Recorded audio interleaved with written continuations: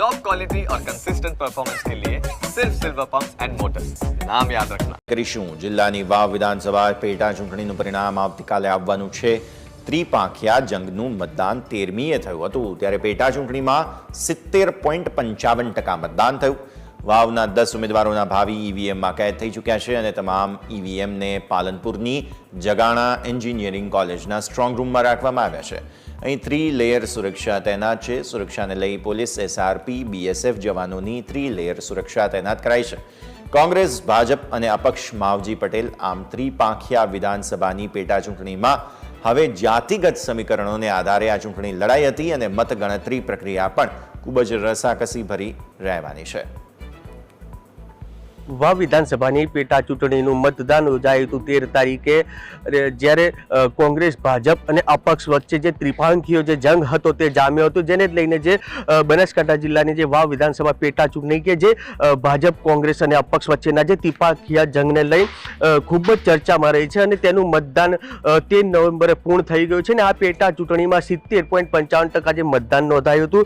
જો કે હવે વાવ વિધાનસભા બેઠકના જે 10 ઉમેદવારોના ભાવિ જે ઈવીએમ મશીન કેદ છે અને આ તમામ ઈવીએમ મશીનોને જે પાલનપુરની જગાણા એન્જિનિયરિંગ કોલેજ ખાતે જે સ્ટ્રોંગ રૂમમાં મૂકવામાં આવ્યા છે। જો કે જગાણા એન્જિનિયરિંગની જે કોલેજના આ સ્ટ્રોંગ રૂમના ઈવીએમની સુરક્ષાને લઈને અત્યારે તો જે પોલીસ, એસઆરપી સહિત બીએસએફ જવાનોની જે 3 લેયર જે સુરક્ષા તૈનાત કરવામાં આવી છે। સાથે સાથે બિલ્ડિંગને પણ જે સીસીટીવી કેમેરાથી સજ્જ કરી દેવામાં આવ્યા છે અને સતત 24 કલાક તેના મોનિટરિંગ માટે કેમ્પ્સના જે LED પણ મુકાય છે। જ્યારે રાજકીય પાર્ટીના જે એજન્ટો જે સતત ઈવીએમ સ્ટ્રોંગ રૂમ પર નજર રાખી રહ્યા છે, ત્યારે મહત્વની વાત એ છે કે અત્યારે તો જે વાવ વિધાનસભા મતદારોથી જે કેદ થયેલા ઈવીએમ સ્ટ્રોંગ રૂમમાં જે કેદ છે, પરંતુ 23મી નવેમ્બર એટલે કે આવતીકાલે ઈવીએમની મતગણતરી કરાશે અને તે બાદ જે ઉમેદવારોનો ભાવિનો ફેસલો થશે।